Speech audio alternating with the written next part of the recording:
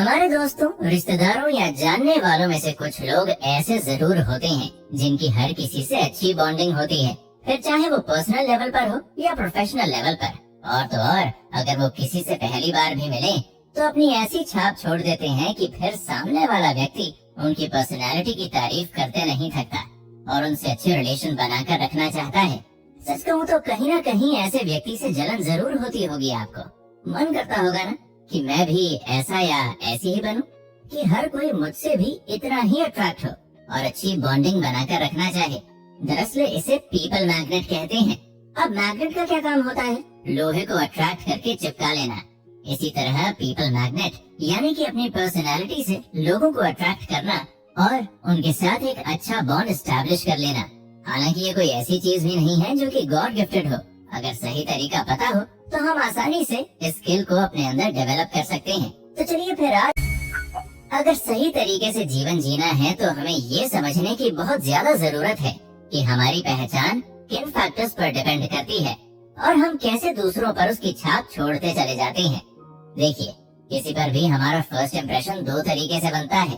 पहला तरीका ये है कि कोई आपको देखते ही अपने दिमाग में आपकी एक इमेज, एक आइडेंटिटी बना ले। और दूसरा तरीका ये है कि लोगों से मिलते वक्त आप अपनी पर्सनालिटी को प्रोजेक्ट करते हुए खुद की आइडेंटिटी उन्हें बताइए। यहाँ पर आइडेंटिटी का मतलब आपके कॉन्फिडेंस लेवल और आपकी पर्सनल इमेज से है। अब पहला तरीका जो हमने अभी जाना वो अक्सर होता ही है। आप भले ही चाहे न चाहे लेकिन लोग आपको जज कर ही लेते हैं। फिर अगर आप एक इंट्रोवर्ट व्यक्ति हैं तो लोग आपको रूड समझ लेते हैं। उन्हें लगता है कि इसमें तो बहुत एटीट्यूड है। वहीं अगर आप बहुत ज्यादा एक्सट्रोवर्ट हैं तो लोग आपको लाइटली लेने लगते हैं कि इसे तो किसी बात की फिक्र ही नहीं है, ये लाइफ में क्या ही सीरियस होगा। इस तरह के जजमेंट किसी भी हद तक जा सकते हैं और ऑनेस्टली आपका इन पर कोई कंट्रोल नहीं होता। लेकिन जो दूसरे तरीके की हमने बात की उसका पूरा कंट्रोल आपके हाथ में है। यानी कि आप अपनी किस तरह की छाप लोगों पर छोड़ना चाहते हैं ये पूरी तरह से आपके ऊपर है। अब इसको करने के लिए कई अलग अलग तरीके हैं। जैसे कि अगर आपको लगता है कि आपकी कम्युनिकेशन स्किल्स अच्छी हैं, तो आप किसी से भी इंटरैक्ट करते समय उसका इस्तेमाल कीजिए। फॉर एग्जाम्पल, आप पहली बार किसी व्यक्ति से मिलते ही कुछ ऐसा बोल दीजिए जो उस व्यक्ति के चेहरे पर स्माइल ला दे और उसे अंदर से एकदम अच्छा फील करवा दे।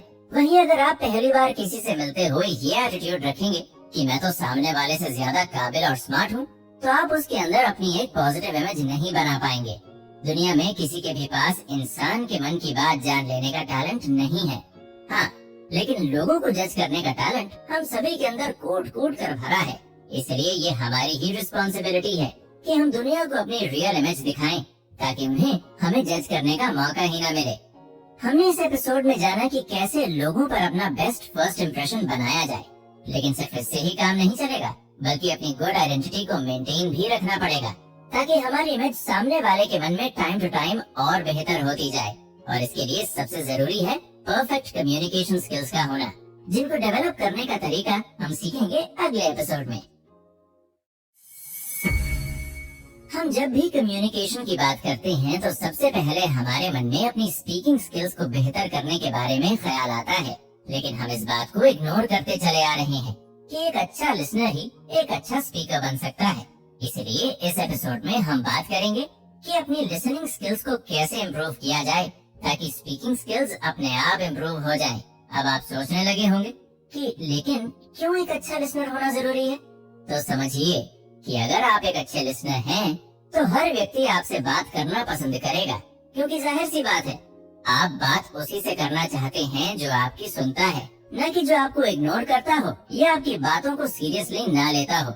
इससे आपको सही और परफेक्ट रिप्लाई देने में हेल्प मिलती है, क्योंकि आप किसी भी बात को बारीकी से समझ सकते हैं।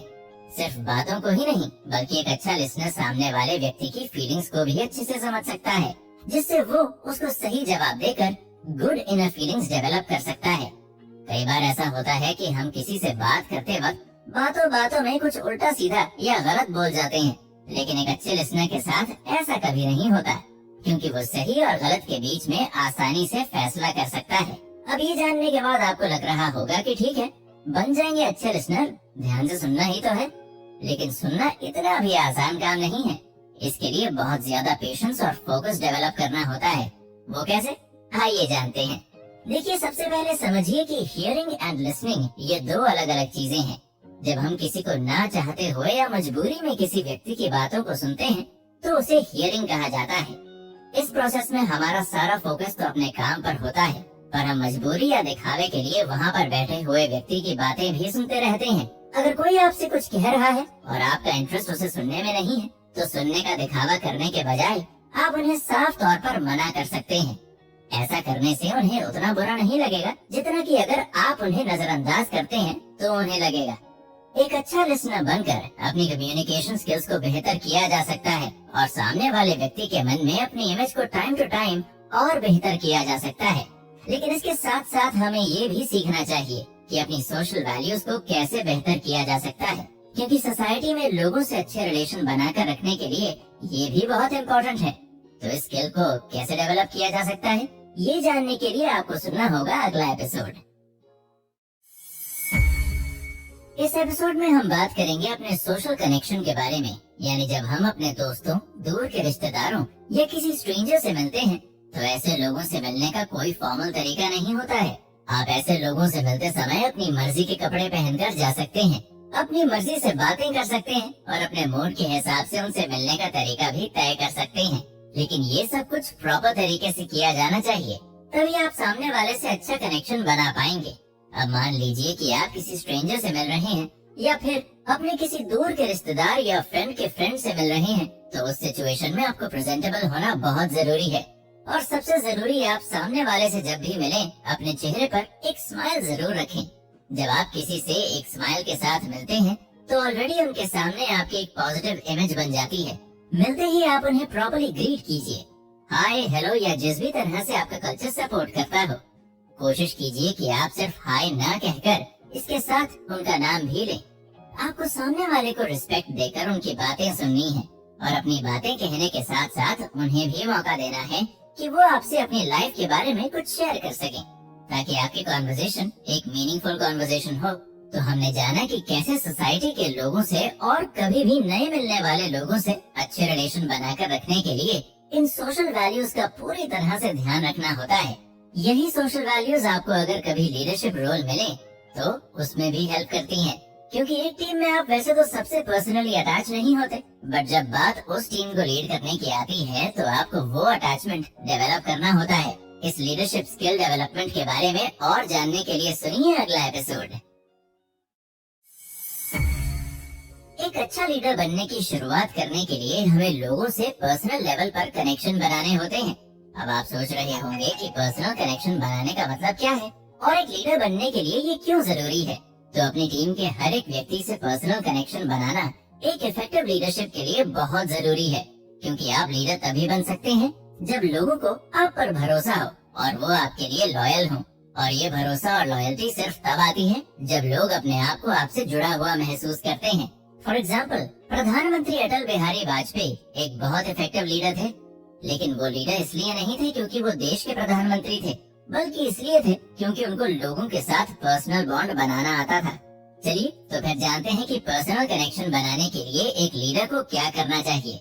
इसके लिए सबसे जरूरी चीज है कि जब आप किसी से बात कर रहे हो तो सिर्फ उसकी बात को सुनना काफी नहीं है, बल्कि आपको उसकी बातों पर ध्यान देना होगा, ताकि बोलने वाले को ये एहसास हो कि उसकी बात को कोई सुनने के साथ साथ समझ भी रहा है। ये मामूली सी चीज दो लोगों के बीच में अंडरस्टैंडिंग और ट्रस्ट क्रिएट करने के लिए बहुत जरूरी होती है। दूसरी सबसे इम्पोर्टेंट लर्निंग है कि जब भी आप किसी के साथ कोई कॉन्वर्सेशन कर रहे हो तो आपको एम्पैथी दिखानी होगी। एम्पैथी का मतलब है कि आपको सामने वाला इंसान कैसा फील कर रहा है उसकी समझ होनी चाहिए। आपको सामने वाले की करंट फीलिंग के हिसाब से उससे बात करना आना चाहिए। इस तरह जब आप दूसरे लोगों के साथ अपना सुख दुख बांटते हैं तो आप दोनों के बीच एक इमोशनल बॉन्ड डेवलप हो जाता है। अपनी टीम में आपको हमेशा एक ऐसा एनवायरनमेंट क्रिएट करना चाहिए जहां लोग आपके पास आकर खुले मन से अपने मन की सारी बातें बता सकें। लोगों को आप पर ये भरोसा होना चाहिए कि आप उन्हें किसी भी बात को लेकर जज नहीं करेंगे। एक बार अगर आप टीम के हर मेंबर को इतना कंफर्टेबल कर देंगे तो उसके बाद लोग अपने आप आपको अपने आइडिया, ओपिनियन, फीलिंग्स और फीडबैक देने लगेंगे। तो ये बात हुई एक लीडर के तौर पर अपने टीम मेंबर्स से अच्छा बॉन्ड बनाने की और बेस्ट लीडर बनने की। लेकिन ऐसा भी नहीं है कि कभी ऐसी सिचुएशन नहीं आएगी जब किसी टीम मेंबर से कोई गलती होगी और आप उसको डांट लगाएंगे। जरूर ऐसा होगा, और तब उस सिचुएशन को कैसे हैंडल करना है कि आप पल भर में ही एक खराब लीडर ना बन जाएं, आइए जानते हैं। आपने अक्सर ये लाइन सुनी होगी कि इंसान गलतियों का पुतला होता है। हर इंसान अपनी जिंदगी में बेहिसाब गलतियां करता रहता है, यहाँ तक कि अगर कोई खुद लीडर है तब भी उसके हाथों भी गलती हो सकती है। ऐसे में एक लीडर होने के नाते टीम के मेंबर से कोई गलती होती है तो उसे बहुत सावधानी से हैंडल करना जरूरी है। एक लीडर को गुस्से में कोई भी रिएक्शन देने के बजाय गलतियों का एनालिसिस करना चाहिए। किसी भी चीज पर इमोशनल होकर रिएक्शन देने के बजाय एक अच्छा लीडर हमेशा शांति से पूरे मामले को हैंडल करता है। अगर किसी चीज को गुस्से में देखा जाए तब किसी का भी दिमाग पूरी तरह काम नहीं कर पाता और गुस्सा